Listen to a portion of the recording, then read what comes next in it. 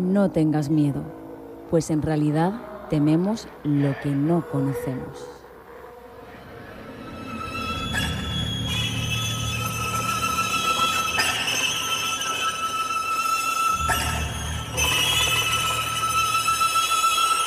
Es el momento de abrir una puerta a lo desconocido.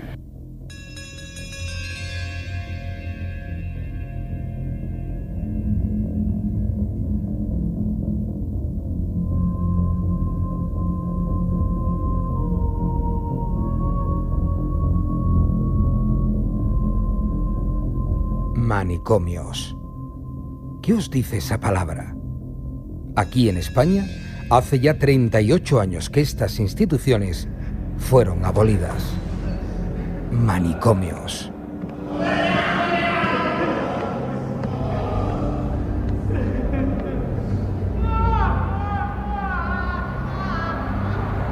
Hasta muy avanzado el siglo XX, el tratamiento para los enfermos mentales, fueran víctimas de una depresión, de un síndrome bipolar o de una esquizofrenia, era el mismo: alejarlos de la sociedad de una manera indefinida, apartarlos. Con el paso de las décadas llegaron las terapias de electroshock y las lobotomías, y mucho después los medicamentos. Pero hasta entonces la única terapia se limitaba a dejarlos morir lentamente sin que pudieran hacerse daño a sí mismos o a los demás. Eran esos, los llamados manicomios, donde los pacientes permanecían recluidos en condiciones penosas durante largas temporadas e incluso de por vida.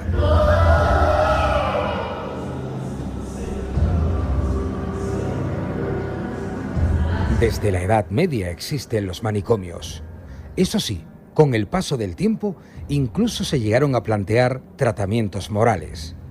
Esos tratamientos morales fueron un enfoque terapéutico que surgió en el siglo XVIII, basado en la idea de que la enfermedad mental podía ser tratada con un ambiente tranquilo, actividades terapéuticas y, sobre todo, con un trato humano, algo que no sucedía en los manicomios. Seguro que os suenan familiares palabras como electroshock o lobotomía. Os estaréis preguntando qué eran. Bueno, quizás sintetizando, eran auténticas aberraciones en el tratamiento de pacientes psiquiátricos. La lobotomía era un procedimiento quirúrgico que consistía en cortar las conexiones entre el lóbulo frontal y el resto del cerebro. Esto se utilizó ampliamente en la década de los 40 para tratar una amplia gama de enfermedades mentales, pero es que tenía demasiados efectos secundarios. Estos eran devastadores, como la pérdida de toda personalidad y la incapacidad para funcionar en la sociedad. Hoy en Puerta a lo Desconocido hablamos de manicomios, un testimonio de la evolución del entendimiento y tratamiento de la enfermedad mental, desde la barbarie de las primeras instituciones hasta los enfoques más humanistas del siglo XX. La lucha por comprender y aliviar el sufrimiento mental ha sido larga y compleja. Las historias reales de los manicomios nos recuerdan la importancia de la compasión, la empatía y la búsqueda de soluciones más efectivas para abordar ese auténtico desafío que es la salud mental.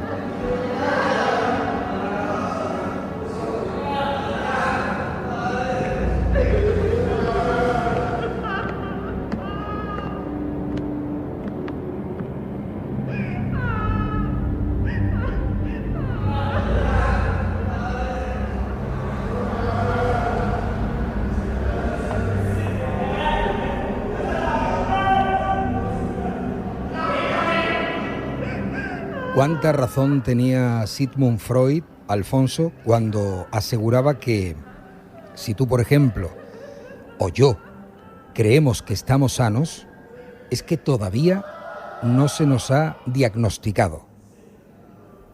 Eso lo decía Freud. Eso lo decía Freud. ¿Tú sabes que en la Universidad Nacional de Educación a Distancia, en la UNED, ya no se estudia Freud? ¿Y a ti te parece bien? Sí, que... Hombre, bueno, para otro programa. A ver, es el programa adecuado porque hoy estamos metidos en un manicomio. Yo he de reconocer, sinceramente, que a veces esta cápsula en la que nos metemos aquí en Onda Jerez, en los estudios, no voy a decir que el resto de compañeros, pero por lo menos cuando nos juntamos ciertos miembros del equipo, tiene cierto aroma a manicomio. Y ahora con el color blanco que habéis puesto en las paredes. ¿Te gusta el color? Sí, me tranquiliza. Quizá por eso lo hayan puesto blanco, ¿no? Alfonso Saborido, bienvenido a Puerta a lo Desconocido. Bienvenido a este programa dedicado a los manicomios, que no sé por qué me ha llamado usted a mí. No me mires así. Yo te llamo siempre que hay un tema candente, interesante y en el que una mente prodigiosa puede aportar algo. Así que tú eres el indicado. Con cariño al resto de miembros del equipo, que son una docena, ¿eh? Sí. Mira, César está sonriente. César, tú estás encantado de venir a hablar de manicomios. Alguno podrá decir que me encuentro en mi salsa. Espero que no lo diga mucha gente. Pero es verdad o no. Yo me encuentro cómodo hablando de manicomios. Bien, yo nunca me he considerado un miembro muy normal de la sociedad, lo reconozco. Por tanto, bueno, pues sí, estamos en mi salsa. Está como muy estigmatizado el hablar de la palabra manicomio, ¿no? Que a propósito hace ya 38 años que se abolieron o desaparecieron como institución aquí en España. Álvaro Álvarez, buenas noches. Buenas noches. Doctor en medicina y iba a decir el único cuerdo aquí, pero en fin, todos remamos hacia el mismo lugar, ¿no, Álvaro? Bueno, todo el mundo tiene una pequeña locura. En algún momento determinado se deja llevar por la locura. Este tema es muy interesante porque hay una maravillosa frase que dice que la historia de los manicomios es la historia de las buenas intenciones que acabaron mal. Pues no he escuchado yo esta frase, pero creo que sí. Creo que se adapta perfectamente. ¿Es una locura que se hayan abolido los manicomios? Lo que yo no sé si lo que se ha abolido es la palabra en sí. Porque bien, quedan centros de reclusión. Los centros sí es verdad que ya no existen como estaban, como lo que era, ¿no? Desde la ley General de Sanidad de 1986 abolió el concepto de institución cerrada específica para las personas que tuvieran enfermedades mentales. Lo que quedan son lo que se llaman las unidades de agudo o unidad de día. Esto se debe a un cambio en la filosofía. De hecho, la ley española fue pionera en su momento. Fuimos los primeros que abolimos. ¿Tú como médico estás de acuerdo con eso? Sí. Sí. Y esto es una carrera muy larga de hace mucho tiempo, que empezó ya con dos famosos psiquiatras, aunque todavía no es muy pronto para hablar de psiquiatría. Vamos a darlo en médico, a principios del siglo XIX, Pinol. Y es que era el que fueron los que dijeron aquello de vamos a quitarle las cadenas, porque en aquel tiempo a las personas con enfermedades mentales se les encadenaba. Quizá el tema principal es que los manicomios siempre estuvieron llenos de gente que precisamente no estaban locos. Pero eso no tenían necesidad de estar internados. Pero ese es otro tema, ¿eh? Esto es como si hablamos de la gente que está encarcelada y que es inocente. El Lute creo que fue a la cárcel por robar 2 gallinas. Y hay sinvergüenzas que se han llenado los bolsillos con dinero público y están viviendo en un chalet. Es decir, vamos a quitar la inocencia, o la presunción de inocencia, o la culpabilidad. Vamos a erradicar todo eso. No hablemos de justicia. Hablemos de si es oportuna una institución donde están estas personas. ¿A eso te refieres tú cuando decías, o que te alegras cuando ya no existen los manicomios? Claro, porque clásicamente siempre han sido un lugar de estigmatización de ciertas personas, de ciertos enfermos, que al final acababan estigmatizados y apartados de la sociedad, y precisamente lo que se les negaba era la ayuda social. Y Álvaro, y además también ocurría, no digo yo, pero te pregunto, de que en el mismo edificio, porque además había incluso una arquitectura de manicomios, que incluso tú viendo el edificio, decís, uy, eso parece un manicomio, ¿no? Había mezclado distintas patologías ahí unas con otras que no deberían estar juntas, ¿no? A eso precisamente era lo que nos referíamos. Claro, antes habías dicho una cosa que es verdad, dice, es una muy buena intención que salió muy mal, pero también salió muy mal porque efectivamente no solo ingresaban personas con trastornos mentales o psiquiátricos, ingresaban putas, homosexuales, drogadictos, niños de la buena sociedad que no tenían una buena vida, es decir, que metieron demasiado personal muy diferente, incluso algunos que no tenían por qué estar allí, y también se utilizó muchas veces para que alguno de la alta sociedad escondiera a alguien en esos sitios, pagándole. Pero vuelvo a lo mismo, si es que tienes toda la razón del mundo, César. Lo que yo no quiero cuestionar es la inocencia o no de estas personas. No hablo de justicia, hablo de el que realmente está mal, una persona, permítanme, que puede resultar violenta, un peligro para la sociedad. A esa persona, hoy día, ¿dónde se la recluye? Lo primero es, ¿esa persona va a estar toda su vida siendo un peligro para la sociedad? ¿Le vamos a negar a esa persona la posibilidad de recuperarse y de curarse? Para nada. Yo creo que eso en ese caso, por eso... No creo que quepa en cabeza de nadie. Exactamente, por eso... Pero momentáneamente, ¿qué hacemos? En ese caso existen lo que se llaman las unidades de agudo de día de los hospitales. Todos los hospitales que tenemos nosotros, en este caso el Servicio Andaluz de Salud, tienen una planta que se llama la Unidad de Ingresos Agudos Psiquiátricos. Además, esos ingresos tienen unas características muy especiales. ¿Por qué? Porque es muy raro la persona que tenga una enfermedad mental que quiera quedarse ingresada en ese sitio. Es muy raro. Normalmente siempre se hace en contra de la voluntad de esa persona. Entonces requiere una serie de pasos legales que son muy complicados, que incluso llevan aparejado la aparición del juez, autorización judicial, quitar lo que se llama la potestad que tenemos todos para poder irnos de alta del hospital si queremos. Ellos son los únicos enfermos que no la tienen. Tengo un caso de hace 2 años, lo viví en primera persona, una chica que tenía tendencia a suicida, no de aquí en Cádiz, en otra provincia, de aquí de Andalucía, y estuvo ingresada en una unidad de esta y le daban el alta y ella decía, no dadme el alta, que no estoy bien, no dadme el alta. Precisamente quería quedarse. Le dieron el alta y se suicidó. Se le metió en la cabeza, yo creo que estaba enferma porque... Y claro, es que tú dices, pero claro, ¿dónde mantienes tú a esa persona? ¿La puedes tener tanto tiempo ingresada en un hospital? El tiempo que se estime preciso, pues el profesional sanitario que la esté atendiendo. Sí, pero cuando hay una persona, por ejemplo, entre comillas, que antes hablábamos nosotros, no sé si se puede decir la palabra loco, hoy, si existe dentro de un médico te diga, pues es que está loco. No creo que diga esa palabra, ¿no? Pero...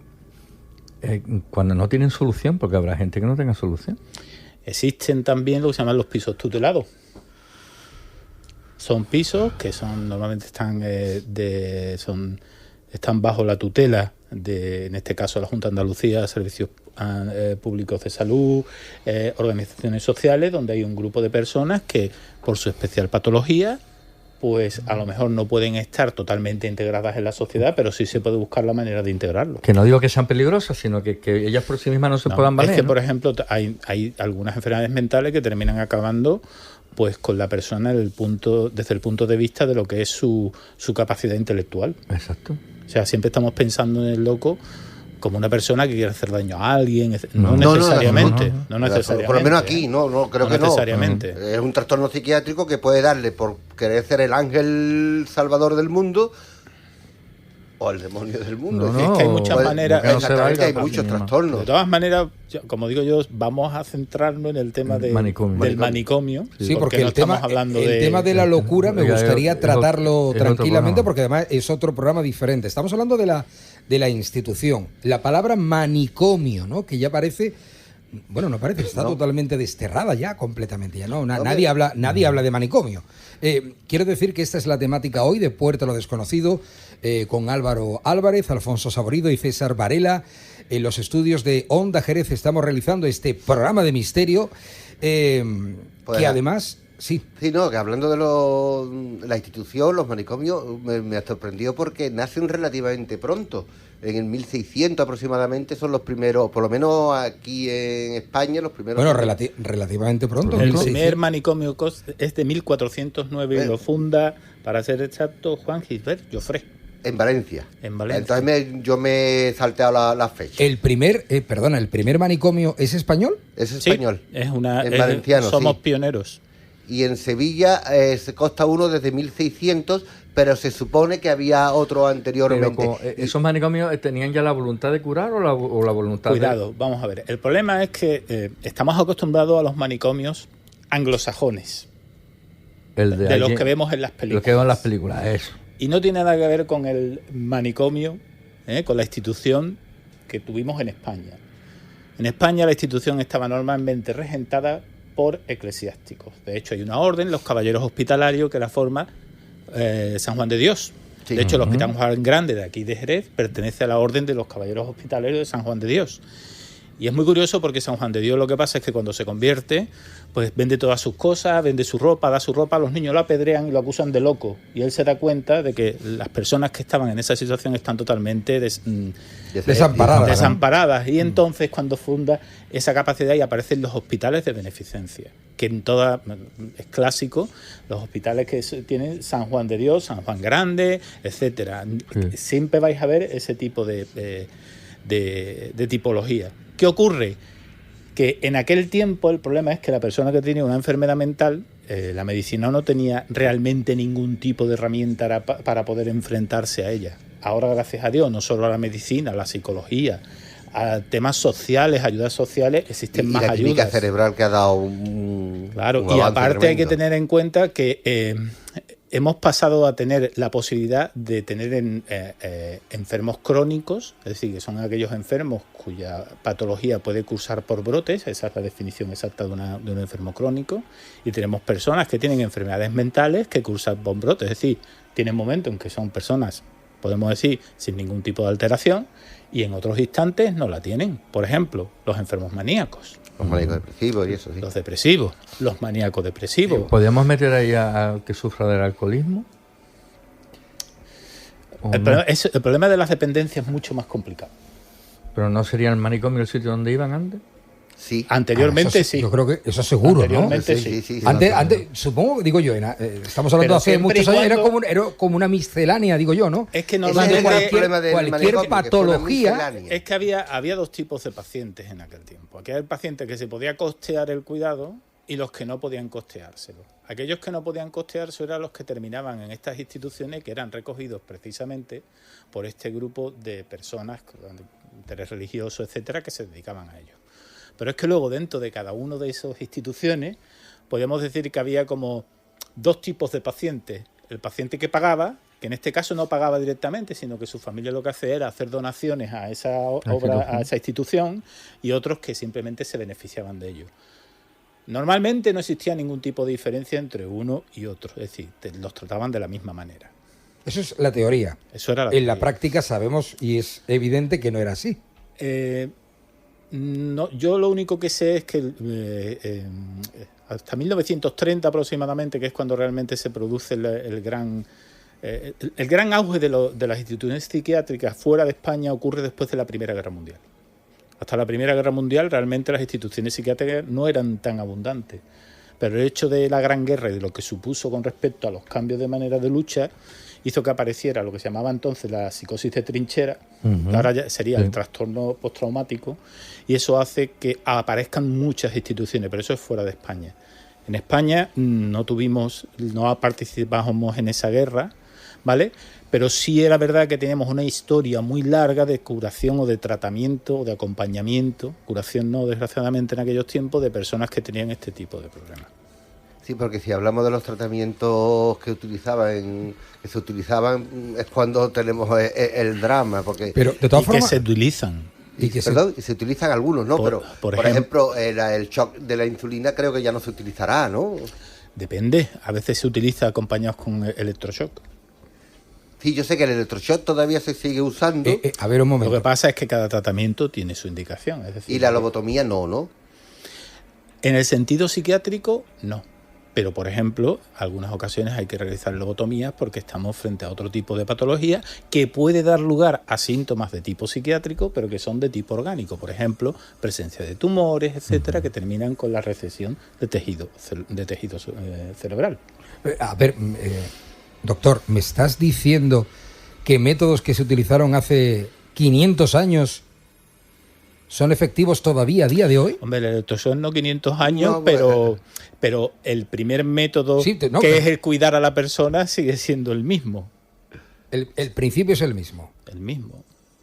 ¿Te suena de algo el nombre del doctor Esquirol? Ese es otro de Este es el los... que no fue a trabajar. No, ese es otro de los médicos franceses. Este era listo, ¿vale? No, fuera broma, Esquirol, médico francés, Exactamente. artífice de una ley en 1838 que obligaba al Estado francés a dar tratamiento a los insensatos. Sí, sí. Qué curiosa A la los palabra, ¿eh? insensatos.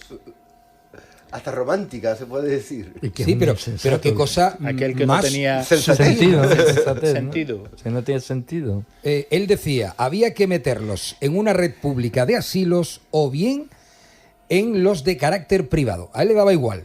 Pero él decía, hay que tenerlos recogidos y, ojo, se promulgó una ley. Claro, Y por Pinelli, este señor eran Pinelli y Esquirol. Esquirol. Pinelli y Esquirol empezaron su labor en 1806.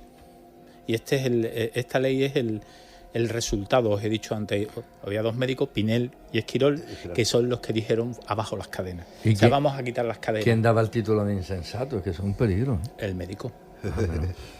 Fue igual que te da el de trastorno compulsivo cual u otro. Es que también hay que tener en cuenta que el concepto de enfermedad mental como tal ha ido variando con Sí. el tiempo. Ahora mismo está muy en boga preocuparse por la salud mental y ahora mismo tenemos patologías que si estuviéramos con los mismos principios y actitudes que teníamos anteriormente es que no teníamos sitio para construir instituciones y gracias a Dios ya no. Porque De todas- es complicado. Tengo una sensación, ¿eh? ¿Recordáis lo mucho que se ha escrito y sobre todo el cine, cómo ha trasladado la caza de brujas? ¿Vale? Que por supuesto existió la caza de brujas por parte de la Inquisición, pero históricamente Y se no sabe... Inquisición, ¿eh? Claro, pero se sabe que históricamente ha habido más muertes por la justicia que por la propia Iglesia. Que yo no estoy defendiendo aquí nada, pero quiero decir que no fueron tantas las brujas a las que se cazó. Y parece que fueron miles y miles y miles de brujas. No fueron tantas. A lo que voy, ¿con el cine no ocurre lo mismo? ¿No nos han estigmatizado a través del cine la figura del manicomio? Antes hablábamos de antes de entrar aquí, tú te has referido al cine anglosajón, ¿no? O tú, no sé quién de los dos ha sido. Y claro, pues uno tiene metido en la cabeza El Resplandor, tiene metido como loco. Bueno, ahí no hay ningún manicomio. No, Ahí hay pero un hotel que es una hotel pasada. Y luego alguien voló sobre el cuco, ¿no? El electroshock, la enfermera y tal. Lo que le hacen a Jack Nicholson. Pero luego también, últimamente, tenemos la película de la novela de Torcuato Luca de Tena, que ahora no me acuerdo el título otra vez, que lo tengo que mirar, no se me olvida, ¿no? Y ese sí es un manicomio español. Los renglones torcidos de Dios. Los renglones Exacto, torcidos ahí va. de Dios, sí. Y ese sí es un manicomio español. Pero yo la imagen que tengo, como lo he vivido, y además los jerezanos sabrán que normalmente nosotros, como manicomio suena tan mal, han mandado al manicomio, ¿no? Aquí hablamos de los pinitos, ¿no? Los pinitos es el nombre que se le daba al que hay entre el puerto. Exacto, el madrugador. Realmente su nombre es el madrugador. ¿Cómo Entre el puerto nos y Jerez. hacemos viejos, ¿eh? Recordamos una palabra, los pinitos, que la nueva generación, las nuevas generaciones... No, sin dirán, Por idea. eso lo he ¿de qué especificado están yo, por si hablando, no? acaso. Exacto. Y porque se habla también para otra audiencia, y entonces es verdad que el madrugador que son los pinitos, porque estaba Pinitos. rodeada de pinitos, es un lugar fantástico, Tú sí. idílico. ¿Tú has estado allí o no? Yo No, sé. como lugar, como sitio, que el entorno natural Es que que está. precisamente esa era una de las funciones que se buscaba con el manicomio. Este era fantástico. El manicomio lo que hacía, en cierta manera, era un lugar de estigmatización. Es decir, ahí estaban las personas que ya de por sí estaban estigmatizadas por la sociedad. Y entonces, ¿qué hace la sociedad? Como a la sociedad no le gusta enfrentarse a sus errores y a sus temores, Lo aparta. los Lo aparta. apartaba. Y era tan increíble que en vez de decirles manicomio, pues buscaba una manera para referirse en ellos. Así de claro. Eso es lo que hemos hecho con las cárceles ahora, ¿no? Pero las cárceles es diferente. La cárcel sigue siendo Pero también cárcel. la hemos quitado. Sí, porque La cárcel sigue siendo el que, cárcel. teóricamente, el que está se lo merece. No, Y el otro es un pobre diablo, un pobre hombre, un alma perdida. De hecho, por ejemplo, hay una película también, hablando de películas, Los Santos Inocentes, donde la familia esconde a una persona que tiene una gran Fantástica discapacidad, la película. precisamente porque le daba vergüenza que vieran a esa persona. y muchas de las personas que estaban en los manicomios no tenían una alteración mental de ese sentido, sino que tenían problemas de tipo de retraso mental, etcétera. Pero fíjate que estás hablando del personaje de Paco Raval, que acaba en un manicomio. No, pero me refiero al del hijo que lo tienen ellos dentro de la casa y solamente sale al final. Pero fíjate, ahora me acordáis que antes estaba hablando contigo, me enfadé con una prima, la mujer de un primo mío, ¿no? Porque un hermano de mi padre estuvo ingresado en Los Pinitos. Y de hecho, eso en los años, casi cuando cambió la ley, en el principio de los 80, se escapó, ¿no? Y tuvimos que ir a buscarlo, porque además me acuerdo de que alguien de los que estaba allí en la puerta dijo, no, es que aquí no se retiene a nadie, si se va, se va. Digo, bueno, vamos a ver. Y entonces me dijo mi prima, dice, sí, tu tío ese que se volvió loco. Y me dio coraje que lo dijera así. Sí, digo, porque bueno, esto es despectivo. Digo, bueno, se volvió loco, no, es que le salió un tumor cerebral. Y perdió la razón. Y por eso lo ingresaron, porque era peligroso, ¿no? Porque lo que es la razón humana, que él querría tanto a sus nietos, pero él no veía nietos, veía patos. Y estaría atrás a los niños para matarlos, porque pensaba que eran patos. Parece de chiste, pero no es chiste. Entonces lo tuvieron que aislar. Es un drama absoluto, vamos. Y de hecho se escapó de Los Pinitos y tuvimos que ir a buscarlo y lo encontraron por el poblado Doña Blanca, había cruzado la vía del tren, fíjate los dramas que se habrán vivido ahí, ¿no? Todos. Ten en cuenta que estamos hablando de un sitio en donde las personas que internaban realmente no eran problemáticos, circunstancias muy desagradables, y después, si al ser humano le das la oportunidad de que alguno que sea malo saca su maldad, ese sitio es ideal. Álvaro, porque poco control. ¿Se podían visitar este tipo de enfermos? Sí. Sí, ¿no? De hecho, por ejemplo, había uno de los manicomios muy famosos que estaba en Madrid, el de Recoletos creo que se llamaba. Era muy curioso porque lo que hacían era, diariamente, cogían a los internos y los sacaban a pasear. Y entonces la gente podía hablar con los internos. Y estamos hablando de la década de 1920-1930. Pero es que depende de cada enfermo, no todo, de cada persona. Claro. No todos. Hay enfermos que eran violentos, pero como tú dices, no es que fueran violentos de por sí, sino porque tenían una patología que les hacía ser violentos. Exacto. Claro. O sea, ¿qué ocurría? Que tampoco teníamos, como bien has dicho, César, el tema del el arsenal terapéutico que tenemos ahora. No lo teníamos, no existían medicinas. No existían. No teníamos posibilidad de luchar contra eso. Bueno, todavía no hemos hablado de las ejecuciones. Porque claro, aquí estamos hablando de una persona demente. Tampoco sé qué palabra exacta utilizar en pretérito para referirme a esos seres que iban como inquilinos a un manicomio. Entonces, claro, como todo queda como muy atrás en el tiempo, no sé si eran dementes, si eran majaras, si eran locos, no sé qué palabra utilizar, porque majara sí que parece algo despectivo, pero en la RAE está, Alfonso, sí, claro, lo hemos leído que tú lo has buscado, ¿vale? Entonces, no hemos hablado de las ejecuciones. Porque había asesinos en serie, que no era cuestión de tenerlos encerrados. Estoy pensando en Estados Unidos, que tienen la pena de muerte y más de un loco habrá ido a la silla eléctrica, ¿no? Y 2, y 3, y 4. Pero claro, pero por favor, no pensemos, os pido por favor, con la mentalidad actual, ya que se ha erradicado los manicomios de España hace ya 30 y tantos años, pensemos con esa mentalidad antigua. ¿Qué se hacía, por ejemplo, con un asesino en serie? O había el garrote vil, o estaba la horca. El caso más claro es el de Roma Santa. Roma Santa, una de su defensa, cuando uno ve lo que es la transcripción del juicio, él decía que era un hombre lobo, lobisome. Entonces su defensa aduce que lo que tenía era sus capacidades mentales trastornadas. Es una defensa clásica, típica en muchos casos. Incluso actualmente se suele utilizar mucho el hecho de estaba bajo el efecto de cierta sustancia, etcétera, para declararlo no responsables de sus actos. Uh-huh. En el momento en que una persona se le declaraba no responsable de sus actos, no podía ser culpable. Con lo cual, ¿qué se hacía con estas personas? No se les dejaba libres, sino que pasaban de estar en la cárcel a estas instituciones, porque ya no era una persona culpable, era un loco, alguien que había perdido la razón. Y esto también lo podemos ver lo pudimos ver cuando estuvimos hablando de los crímenes violentos. Hay personas que en un momento determinado se les nubla la razón. Y la enajenación mental. Es lo que se llama las enajenaciones mentales transitorias. ¿Y qué ocurre cuando, al hablar de manicomio, a mí no me queda claro si es una institución hospitalaria o carcelaria? ¿Hay diferencia? Bueno, en su principio es hospitalaria. La intención es hospitalaria. Que es verdad que ya digo que muchos presos homosexuales, tú sabes que prostitutas, no, tú sabes que no. Terminaron... De hospitalaria nada. No. El triple cerrojo, bien cerrado y que no salga de ahí el loco. ¿Sabe qué? Yo creo que la clave está en que mientras que en las cárceles normalmente las personas que están se les ha condenado por cometer un delito, en los manicomios normalmente las personas que estaban no habían cometido delitos. Los pobres, su mayor delito era pues que los habían considerado como locos, pero no tenían ningún delito. Normalmente no lo tenían. Pero el efecto es el mismo. Pero triple cerrojo y que no salga.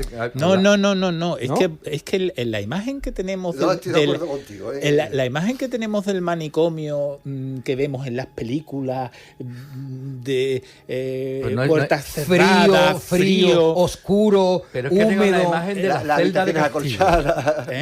La celda de castigo. Eso no quiere decir que hubiera casos, en momentos terribles, pero eso ocurría no solo en los casos de los manicomios, en el caso de muchos hospitales de beneficencia, que las condiciones eran inhumanas. ¿Por qué? Pues porque no había dinero y se nutrían de la caridad.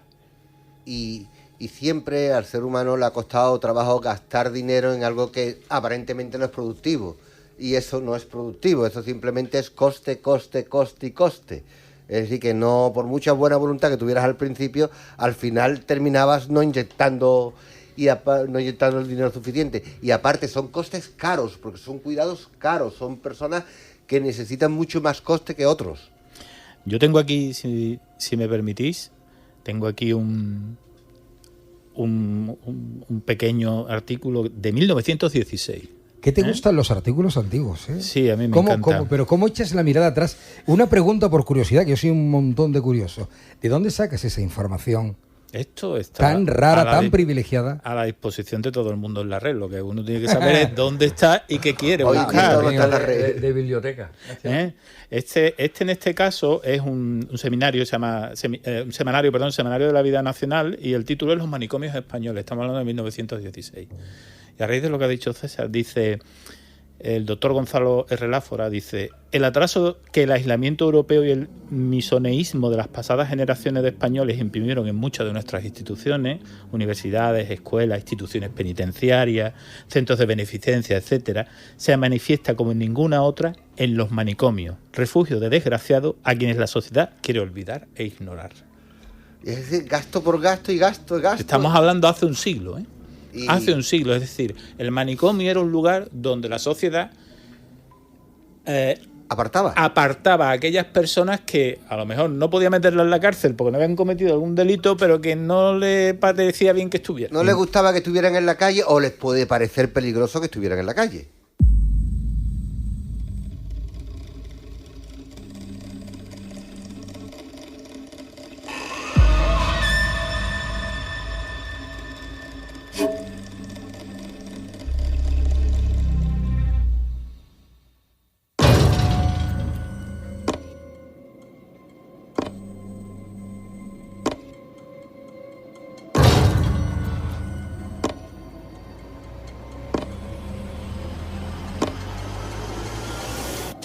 Olvidados, denostados, apartados. Había que hacer algo con ellos. El ser humano ha hecho y ha cometido a lo largo de la historia muchísimas aberraciones, genocidios. Bueno, sigue habiendo guerras, lo recuerdo, sigue habiendo guerras. El ser humano es lo que es. Pero yo lo miro con cierta perspectiva y os digo que no me escandalizo. Que yo coincido con el doctor, aunque él tiene mucho más conocimiento de causa. Que no me parece normal, o que, a ver, que no, la institución como tal de un manicomio lo veo para la dignidad humana, lo veo algo terrible, porque además no creo que sea algo que termine curando, ¿no?, a una persona con una determinada patología. Pero mirándolo con perspectiva, no se ha hecho tan mal, ¿no?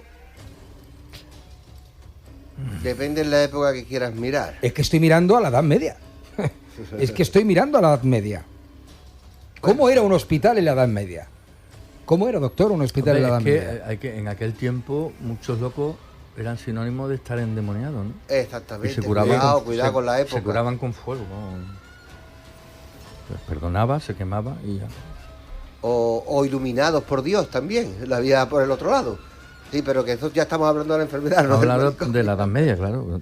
Bueno, si algún día hablaremos de que los grandes locos eran grandes iluminados y seres con una perspectiva de conocimiento que Van no Gogh, tienen los cuerdos. Van Gogh, Lord Byron. Nietzsche. A mí hay un aspecto del manicomio, ahora que estamos, y como estamos en puerta a lo desconocido, pues vamos a adentrarnos en lo desconocido. Ujú. Que quizás Estabas deseando. Estaba deseando. Tú estarás pensando, estos están tardando mucho en vincular un manicomio con la parapsicología. Ahí vamos. Ese es el tema, ¿vale? La Ese. parapsicología. Ese es el tema. Yo creo que es algo así como un clásico, el hecho de que en un manicomio tienen que ocurrir sucesos extraños, vamos a decir. Que esto tiene guasa, perdonadme, que esto tiene guasa que lo diga el doctor del equipo. Pues claro, que lo diga Alfonso, lo diga César, o lo diga yo, que estoy absolutamente para allá, en mi caso, vale, pero que sea el doctor el que diga, ojo, no me irás a decir que tú crees en fenómenos paranormales vinculados con los manicomios. Yo creo en fenómenos paranormales vinculados a las personas. Si esas personas estaban en un manicomio, en una institución, pues habrá fenómenos paranormales. De la misma manera que hay fenómenos paranormales en hospitales, hay fenómenos paranormales en barcos, en casas. donde sea. Ahora mi pregunta va por el siguiente sentido.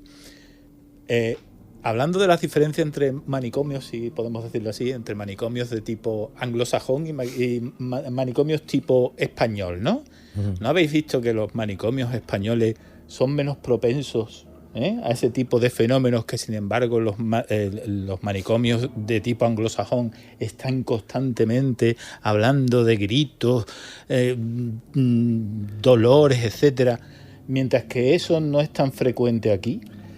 Bien, si asociamos el fenómeno paranormal al dolor, a la tragedia, a esas emociones impregnadas, está claro que las cárceles, los hospitales, los manicomios son los lugares donde se pueden dar más. Si los anglosajones han sido mucho más duros, han sido más cruel, con mayor nivel de violencia, el lugar es fácil que se dé. Pero yo voy a hacer una publicidad de un libro, porque ¿sí? Como se venden pocos libros, no creo que moleste. Manicomios malditos, de José Manuel García Bautista, que es un autor de Sevilla, sí. Y habla de fenómenos paranormales en el manicomio de Sevilla, habla de voces, de psicofonías. Manicomios malditos, quiere decirse que para él algunos son malditos y otros no. Y él habla de los malditos nada más. Los lugares son, al final, el dolor era tremendo, porque el hecho de que una persona esté desequilibrada, psiquiátricamente mal, no quiere decir que no sufra. El sufrimiento es enorme. No había ningún loco que fuera feliz. Nosotros estamos sufriendo. Sí, también. Hombre, en un manicomio no creo yo que hubiese ningún loco feliz, ¿no? ¿Que no? ¿Sí? A ver, mira, no voy a hablar porque no son manicomios, pero sí son, a ver si caéis de qué estoy hablando, son muchos centros que hay en España ahora mismo donde hay muchas personas con demencia. La demencia es un tipo de locura, podríamos hablar, ¿no? ¿Lo podríamos comparar? No necesariamente. Bueno, pero necesariamente. Son los asilos, ¿no? Por ejemplo. Porque lo que califica la demencia más que nada es que la persona se despersonaliza, es decir, esa persona deja de ser ella. Uh-huh. Lo digo porque cuando mi padre ingresa en una residencia con Alzheimer, que mi padre dejó de ser él, porque no era él, era otra persona, cuando yo entré la primera vez allí tuve un choque, porque claro, yo entro y mira, Álvaro, lo primero es que se me acercan un montón de abuelos a mí. A darte un abrazo. A hablarme, a saludarme, me contaban una historia que no tenían sentido y yo me puse a estar nervioso. Porque ahora, no sé si hemos hablado antes del papel que tenía el manicomio como lugar donde quedaba lo que la sociedad no quería. Y esta sociedad que tenemos ahora no quiere a las personas mayores. Las considera una carga. El papel del anciano en la sociedad, el papel de la persona con experiencia, antes era una persona venerada y respetada, ahora ya ni se la quiere, se la aparta y se la manda a un lugar. A lo mejor los nuevos manicomios son precisamente esos centros. ¿Por qué? Porque ya las familias no quieren cuidar a las personas que son Y añosas. es complicado, muy complicado cuidar a una persona A de ver. 80, 90 años Va. con sus facultades mentales, con... No, yo no estoy, ¿verdad? No estoy tan de acuerdo. Yo creo que todas las personas que estaban en la residencia de mi padre, todos querían cuidar a sus padres. Por ejemplo, como en mi caso, pues no podíamos, Sí, ¿no? sí, por eso lo digo. Yo tengo a mi suegra con demencia senil pero luego, grave y... ya con el tiempo, que me acostumbré, que estuve mi padre 3 o 4 años allí, hasta que se lo llevó por desgracia el COVID, yo ya llegué a hacerme amigos de ellos y dentro de su paranoia que tenían, ¿no? Yo me contaba a Antonio, que era un abuelito con su boina, que siempre venía y me contaba el mismo chiste. Y se reía con la misma gana, pero es que yo ya me reía con él. Y sin embargo me sorprendió también una cosa de encontrarme una señora, ¿no? Que iba yo saliendo para la calle, ella venía detrás, y digo, ¿va a salir usted? Dice, sí, voy a coger el autobús. Y me veo corriendo al guarda, dice, Sofía, ¿otra vez te quieres escapar, no? Y me dice, ¿te la ha pegado, no? Digo, ¿ella está enfermo? Dice, ¡buah! ¿Del todo? A mí me pasó lo contrario. Es que suena el chiste del director del manicomio, Yo- que resulta que no era el... Que me perdone, no voy a decir nombres, que me perdone, pero estando yo en cuarto de medicina, que era cuando se hacían las prácticas por psiquiatría, íbamos a la 4ª planta del Hospital de Puerto Real y íbamos mi compañero y amigo Juan Sanza, que le mando un abrazo desde aquí, que fue mi otra vida cuando estábamos estudiando la carrera. Y íbamos los dos para la 4ª planta, y la 4ª planta del Hospital de Puerto Real además tiene unas características especiales. Precisamente tiene tiene llaves, se cierra, las ventanas tienen barrotes para que no haya intentos de suicidio, etcétera. Y recuerdo perfectamente que el primer día que entramos los dos descompuestos, porque la verdad es que aquello imponía mucho, porque estábamos delante de personas que realmente el que estaba ingresado en el hospital estaba totalmente descompensado. Normal. Y vemos un señor en el fondo con un pijama blanco que nos miraba de una manera muy rara. Y le digo yo a mi amigo Juan, macho, esto mejor que acabe pronto porque yo aquí estoy muy incómodo. Y ese hombre empieza a venirse hacia nosotros. Claro, nosotros teníamos más miedo y cuando lo tenemos enfrente nos da la mano y me dice, soy fulanito de tal, el jefe de psiquiatría. Y un alivio que te entró, ¿no? Bueno, y tú dirías, ¿será o no? ¿No? Bueno, eso era otra. Lo que sí me gustaría es que este tema es muy importante, muy interesante, por el hecho de que, hablando tanto de manicomios como etcétera, esto nos lleva también, hablando del tema de lo paranormal, a dos grandes bloques, dos teorías muy clásicas, ¿no? La teoría de la impregnación, es decir, como ahí se ha sufrido mucho, ha quedado impregnado en el ambiente, Yo estoy de acuerdo con eso. que luego las personas son capaces de tener eso. Es como si hubiera una especie como de grabadora, que graba ese sufrimiento. Y luego hay otra teoría que dice que no, que lo que pasa es que las personas que llegan allí, a ese lugar, van, digamos, suficientemente sugestionados como para creer que, por incluso llegar a fabricar ellos esos fenómenos. No estoy diciendo que no existan, sino que ellos mismos los fabrican. Y las dos cosas pueden ser válidas. Exactamente. Claro, aquí el problema es que yo supongo que en la mayoría de los manicomios se habrá sufrido lo mismo, porque los pacientes que estaban eran siempre de la misma clase, no había pacientes más o menos, con más o menos, no sé cómo decirlo, gravedad, ese era.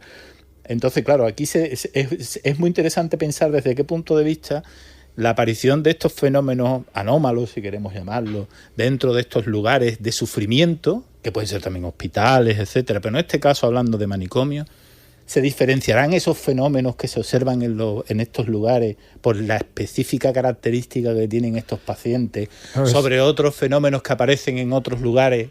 Por ejemplo, castillos, no sé, hospitales, asilos, residencias, etcétera. ¿Tú qué piensas? No lo sueltes y no te calles tu opinión. ¿Tú qué piensas? Yo vengo con una duda, por eso venía. ¿Pero qué sensación tienes? La locura tiene una energía diferente, ¿no? Hay una teoría muy bonita que dice que las personas que son capaces de presentir cosas, de sentir cosas, de lo que podemos llamar un sensitivo, están separadas de la locura por una línea muy fina. Entonces, muchas de las personas que estaban en esos centros quizá eran personas que podríamos denominar ahora dotadas, vamos a decirlo así. ¿Por qué? Porque eran capaces de ver cosas que otras no veían. Sí. Es así de claro. Entonces, claro, ahí ese es el problema, ¿no? Víctor, ¿quién era? Víctor Merciel, creo que es tu homólogo, también doctor, en los años, hace ya un siglo, ¿no? Dijo que los videntes eran desequilibrados. Yo no llego a decir eso. No, digo que tu colega, él era médico, él era medium. ¿Dijo eso? Dijo eso, pero es que él era médico y también medium. Era medium él. Él tenía esa capacidad y él decía, lo tengo claro, son desequilibrados. Es que... Fíjate, no, pero cuando dices desequilibrado, él no utiliza la palabra loco o lunático. Él dice desequilibrio. Claro, No, mira, es verdad, ¿no? Puede sí, haber una... Hay una cosa que es verdad, cuando hay personas que tienen una capacidad matemática asombrosa y casi todos ellos después tienen una serie de trastornos del comportamiento, incluyendo Einstein, que era muy particular en sus relaciones con las personas. Hay gente que tiene una capacidad enorme en algo y después crean un desequilibrio en otro lado. Es fácil que las personas que son capaces de ver o sentir otras realidades, primero le crea confusión, es decir, estoy loco yo, es decir, que no hace falta que se lo diga nadie, es decir, puede ellos solo pensarlo, y después está en el límite de la aceptación social o no, con lo cual es fácil que se vayan hacia otro lado, sí, terminen desequilibrados, aunque en un principio no lo estuvieran. Yo tengo una duda muy inquietante y no sé resolverla. Y es que, por ejemplo, en estos sitios que se ha sufrido tanto, ¿no? Cuando la persona muere, parece que ese alma sigue atormentada o ha dejado impregnado aquello, ¿no? Pero en el caso y entro en el tema de la vida, el paso de la vida, el tránsito a la muerte, de las personas que padecen la locura, ¿no? No están cuerdas, cuando mueren, y llega ese momento en el que dicen que vemos el túnel y que esas personas siguen cuerdas o recuperan el raciocinio cuando mueren. Claro, tú dices que la persona que físicamente no estaba bien, cuando muere, ¿qué pasa? Cuando muere su alma sigue. Sí he oído que el que ha sido malo en vida es malo allí. Sí, pero yo digo, pero claro, ¿recupera la cordura o si la tuvo alguna vez? Porque además hay gente, no me ha hablado de no sé, los niños con problemas psiquiátricos, no sé dónde los metían, que también los habría, ¿no? Sí, claro. Estoy hablando de Asperger, de autismo, allí mismo. ¿Los niños también? Claro, porque las instituciones psiquiátricas tenían varios pabellones.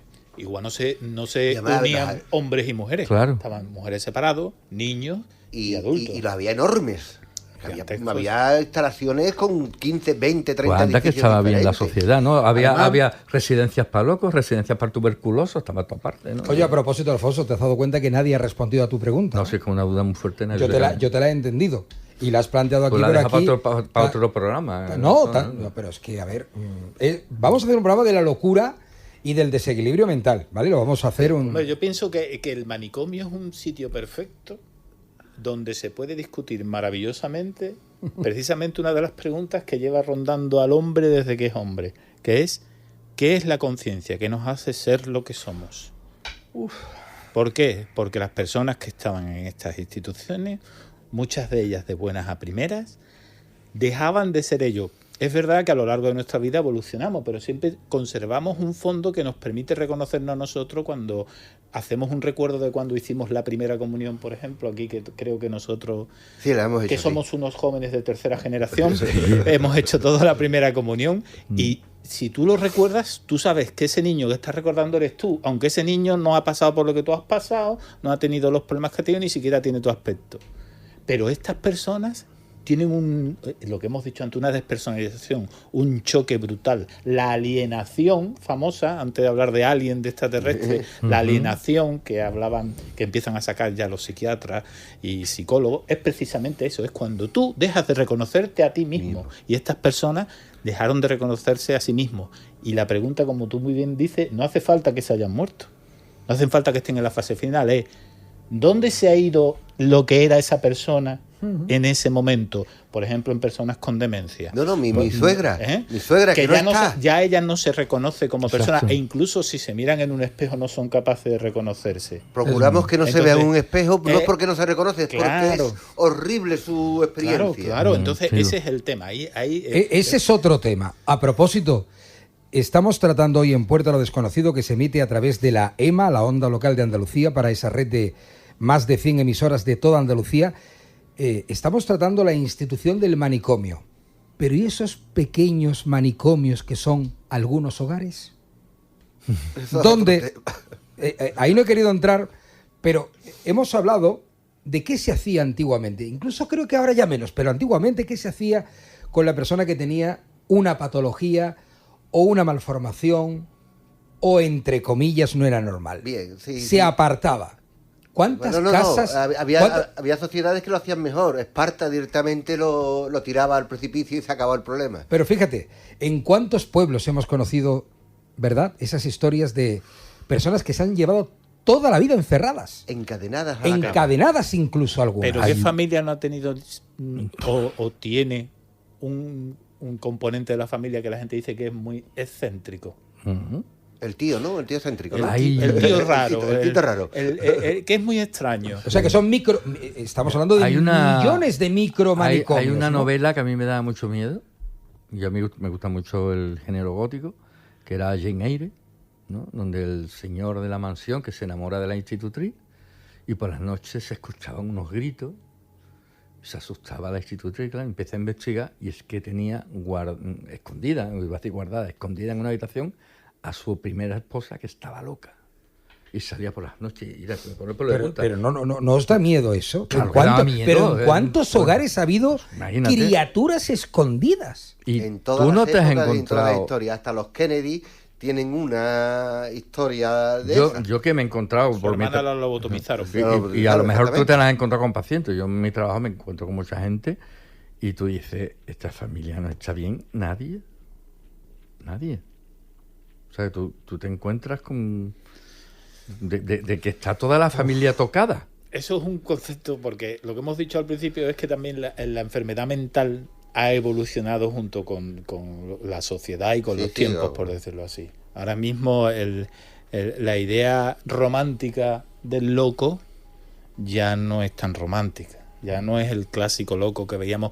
De hecho, que no pintaba, que escribía poesía, que era como bohemio. Teníamos como dos tipos de personas, de locos, ¿no? Por decirlo así. Aunque no me gusta mucho la palabra, pero bueno, para entendernos. El loco simpático, el que era simpático, agradable, el que la gente se reía con él, el que incluso le buscaban las bromas, ¿eh? Y luego estaba el loco que no era tan simpático. No, ese no. Ese era el que yo me quitaba de en medio. Bueno, ¿vosotros en qué grupo estáis? Yo estoy en el grupo, creo que de los simpáticos avinagrados. Yo te dije antes del programa que yo voy a un psiquiatra porque tengo un trastorno de ansiedad. Pero no tienes que decirlo, ¿eh? No, pero lo digo porque yo creo es que no hay necesidad. No, pero decir, ¿eh? me gusta decirlo porque, oye, es que no tenemos que escondernos. Si lo voy al normalizando. cardiólogo, también voy al psiquiatra, hay que decirlo, ¿no? Tengo un trastorno de ansiedad. Y cuando te da una crisis de ansiedad fuerte, te decía, tengo crisis de pánico. La crisis de pánico es un conjunto y uno de los grandes miedos que te entra es que ¿para qué te vas a volver loco? Es que dejas de percibir la realidad. Exacto. La Parece realidad. que te vas a salir del cuerpo, una cosa muy rara. Nosotros nos vamos a salir del tiempo. Nos quedamos... Bueno, es que ¿podemos hacer una excursión a algún manicomio así? Seguro que Álvaro conoce algún manicomio bueno en el que nos quedemos una temporadita. Ahí sí voy yo, fíjate. Ha sido un auténtico placer, compañeros. Y una locura hoy de programa en este pequeño manicomio que ha sido el estudio de... Necesitamos un programa de 5 horas, por lo menos. Por lo menos. Vivan los locos amables. Sin duda alguna. Y los locos bajitos. Álvaro, Alfonso, César, un auténtico placer. Muchísimas gracias. Gracias, buenas noches. Nos vamos a la zambomba.